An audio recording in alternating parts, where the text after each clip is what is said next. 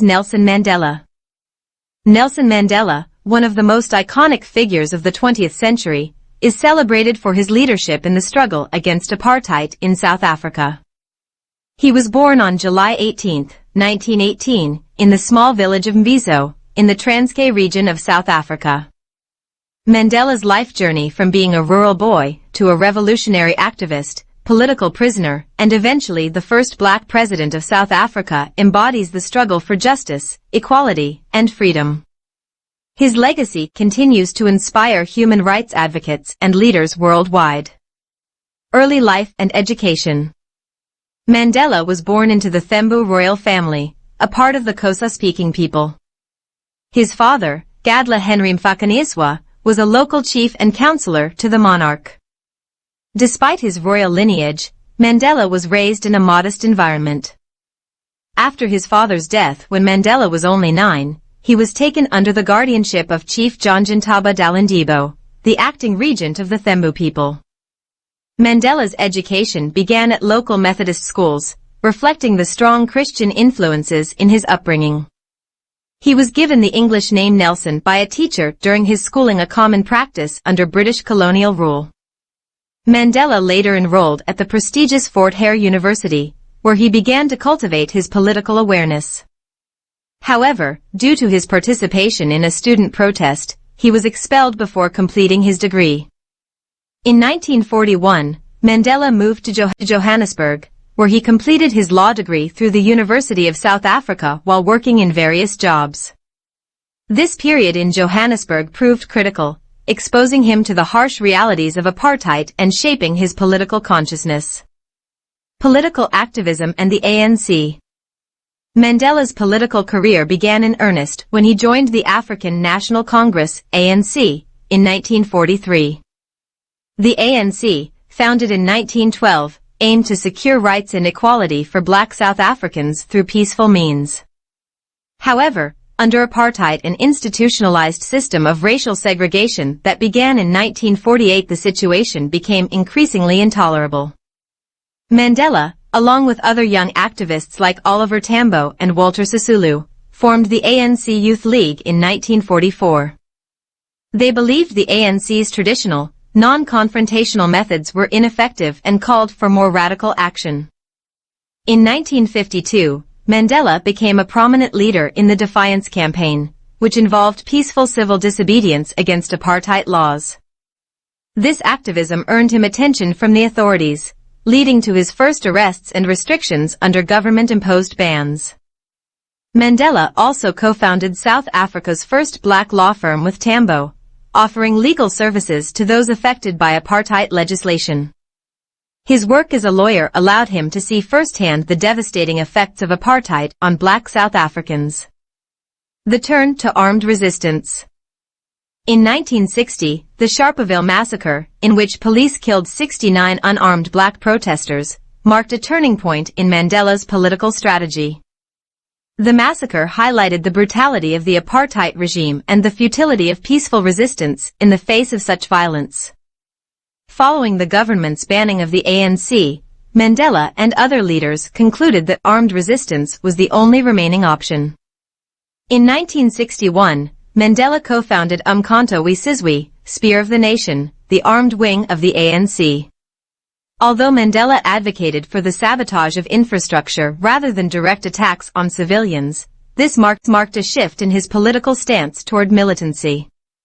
For his involvement in armed resistance, Mandela went underground, adopting the alias the Black Pimpernel as he evaded authorities while continuing his activism. Imprisonment. In 1962, Mandela was captured and sentenced to 5 years in prison for inciting workers to strike and leaving the country illegally. While serving this sentence, he and other leaders of Umkhonto we Sizwe were charged with sabotage in the infamous Rivonia trial of 1963-64. The evidence presented at the trial included documents outlining plans for guerrilla warfare, leading to a conviction. Mandela, facing the death penalty, famously delivered a speech during the trial, where he declared, "I have fought against white domination, and I have fought against black domination." I have cherished the ideal of a democratic and free society in which all persons live together in harmony and with equal opportunities. It is an ideal which I hope to live for and to achieve. But if needs be, it is an ideal for which I am prepared to die. Despite this, Mandela was sentenced to life imprisonment and spent the next 27 years in prison, primarily on Robben Island. During this time, Mandela became a global symbol of resistance to apartheid. International campaigns for his release intensified, and global pressure on South Africa's government began to mount. Release and presidency. In the late 1980s, facing internal unrest and increasing international isolation, the apartheid government, led by President F.W. de Klerk, recognized the need for change. In February 1990, Mandela was released unconditionally from prison, an event broadcast globally and hailed as a moment of triumph. Upon his release, Mandela immediately resumed his leadership of the ANC, which had been unbanned. He entered negotiations with the apartheid government to dismantle the apartheid system and establish a multiracial democracy. These negotiations, while fraught with challenges and violence, ultimately led to the first free elections in 1994, in which Mandela was elected as South Africa's first black president. As president, Mandela focused on reconciliation between the country's racial groups. His policies emphasized nation-building, promoting peace and forgiveness through the Truth and Reconciliation Commission, TRC, which allowed victims of human rights abuses under apartheid to confront perpetrators and seek restorative justice.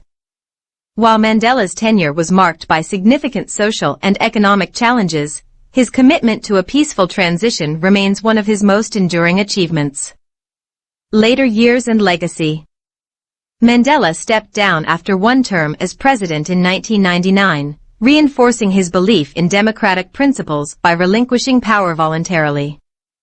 In his later years, he continued to champion peace, human rights, and the fight against HIV/AIDS, which ravaged South Africa. His advocacy for HIV/AIDS awareness was particularly significant after the death of his son from the disease in 2005. Mandela passed away on December 5, 2013, at the age of 95, but his legacy as a leader of peace, justice, and equality lives on. Internationally, Mandela is revered as a symbol of resistance to oppression and as an advocate of forgiveness and reconciliation. His life has inspired countless movements for justice and equality across the globe. Conclusion. Nelson Mandela's legacy transcends his role in ending apartheid in South Africa.